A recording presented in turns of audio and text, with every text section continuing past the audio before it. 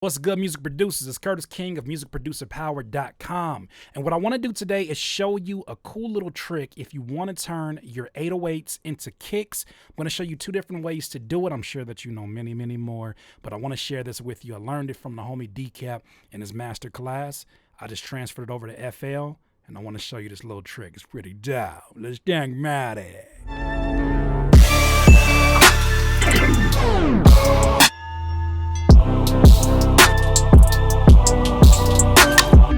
Music producers. So today I want to show you how to turn an 808 into a kick. Why in the hell would you want to do that? Well, for a few different reasons. I think the main reason for me is I like to mix sounds together that are from similar sources. What I mean by that is even when I'm putting together melodies, I like to have melodies from the same VST. I like to use it as much as I can from the same source because I just feel like they're processed the same way or recorded the same way so that the sounds just seem like they glue together a lot more. Some of them are recorded different ways, some are live, some are more analog, whatever the case may be. I just like using sounds from the same source. I never thought about doing it quite with 808s until I saw the homie Decap's masterclass, which I highly suggest, even if you are an FL Studio user like myself. I got it because he's one of my favorite sound designers, but I was like, let me go check this out because I'm into sound design, I'm addicted to it, and it's just really a journey. This, though, was pretty fire and something I never would have thought of, but it's like, once again, sound design is the manipulation of sine waves, and you could do it in so many different ways. So I'm going to show you this with one of the 808s in my kit called Conundrum. I'm going to drag this right in here. Ugh, that's sexy. So we're going to basically create a kick out of two different directions, one in the beginning and the other one in the end, okay? The obvious one is in the beginning because most 808s have a kick in the very beginning. They layer the kick with the 808 bass. So it's kind of the most common one. So what we're going to do first is basically we're going to drag this out all the way out, and then we're going to manipulate some of the length down, and we're going to test it out on the MIDI keyboard.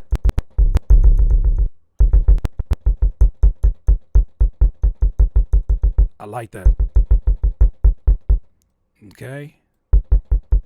So let's normalize it just to test that out. Okay, let's go over here to the pre-computed effects. Hit that clip. Ugh, that's a nasty little gang now. Take some of this cutoff frequency. Not too much because you don't want to take off from a little bit of that punch. And let's drag this pogo to the right.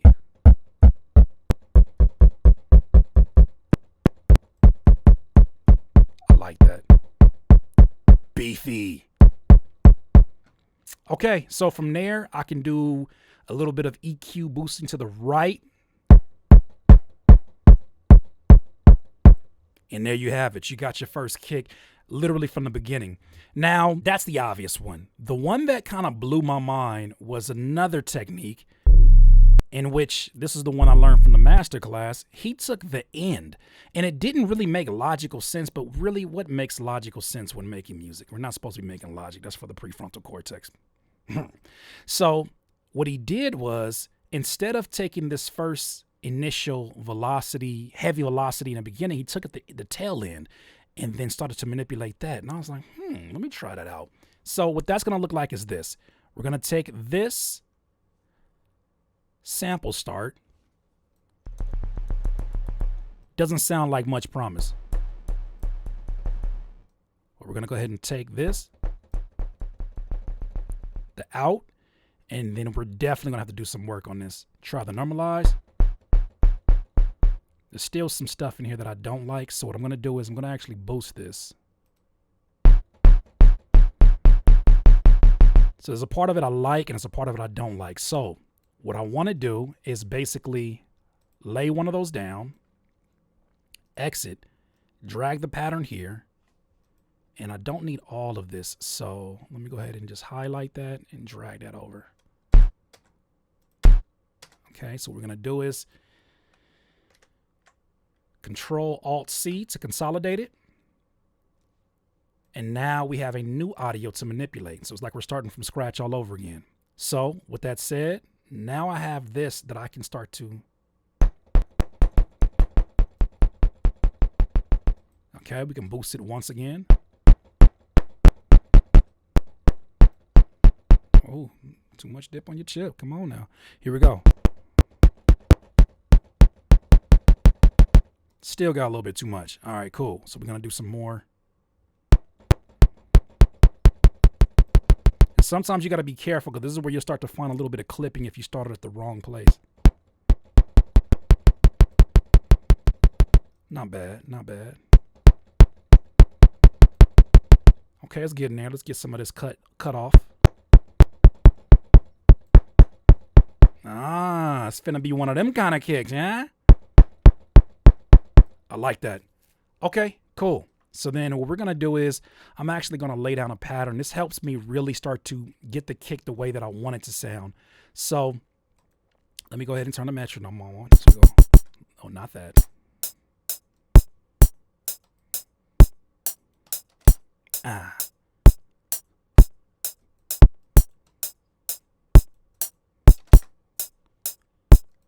All right. All right. Let me get a little clap or something up. Yeah. You know what I'm talking about? I like that. Let's like that. I like that. Hey. Hey. Okay. Hey. Hey. Hey. Okay. So the first thing I need to do, I always apply this to, I shouldn't say always, but I typically apply the parametric equalizer to first because I want to clean up and make sure that we pinpoint the frequencies we want to highlight. A, I'm dragging here down on the mouse wheel so I can pinpoint right there. A.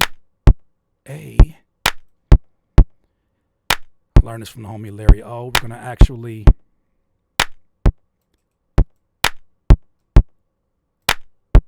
get that a little bit more mono. A. Okay. Something I like to do with my EQs, I like to go pretty extreme on them just so I can see what I'm actually affecting.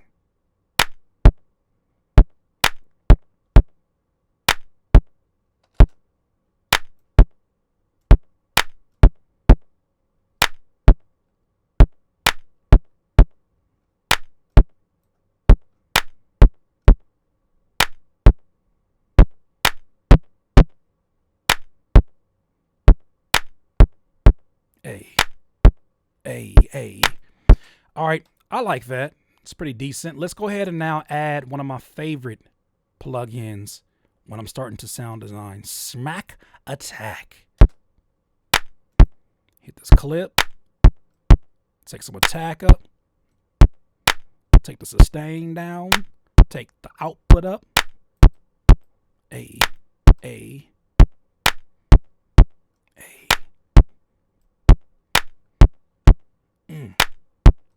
Let's try another key.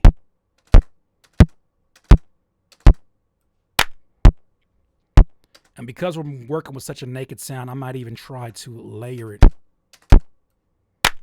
We got to drag it off a little bit.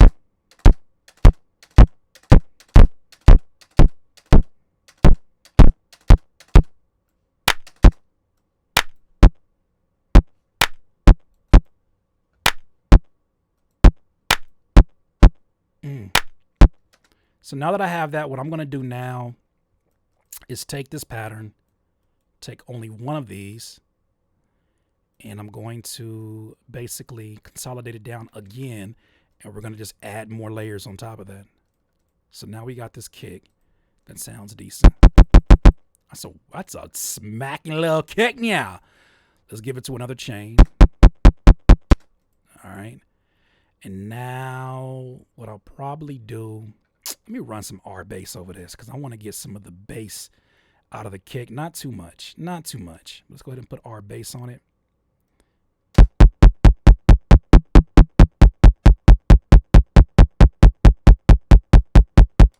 still hear a little bit of clipping. So what I'm going to do is I'm going to go in here and I'm going to smooth this out. Fade in. All right. Ooh, I probably should have, yeah. Probably would have helped if I actually saved that. Yeah, all right. Fade in, okay. Drag that bad boy out. That is a kick out of the tail end. Nobody would ever know that's the tail end of an 808. That is crazy. So take that, put some more dip on that chip.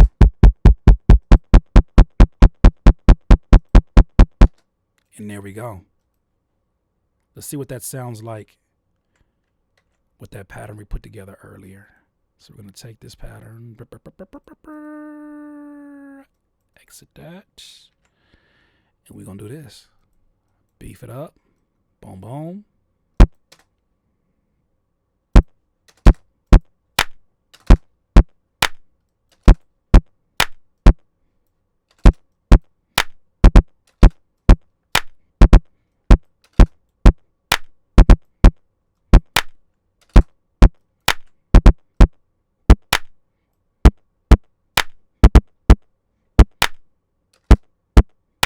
Hey.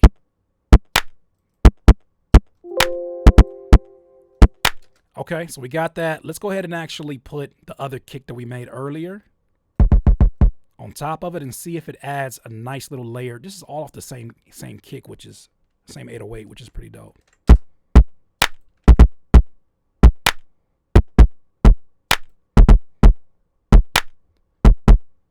Those work really nice together because they're occupying different frequencies. But basically, that is how you do it. I mean, you can go whatever direction you want to go with that, but just knowing that you could literally manipulate just the sine waves and you can create sounds that mesh better together. Now, if I take this 808 and put it over the top of it, it's going to glue together because they're from the same source. So that's a little trick, you know what I'm saying? Something you can go ahead and experiment with, have a little fun. Thank you for watching today's video. If you found any kind of information that was helpful from your man's Curtis King, definitely hit that button that go like this, not that one, not like this, okay? Like it, leave a comment, share it with like 14,000 people. I know you know 14,000. Okay, 13,000. Thank you. Like I always say, in this life, you will not be full of life until you decide to live life to its fullest. If you got any other questions, leave them in the comments below. It's Curtis King of musicproducerpower.com. Have a good one. Look up, Nazi. Say cheese.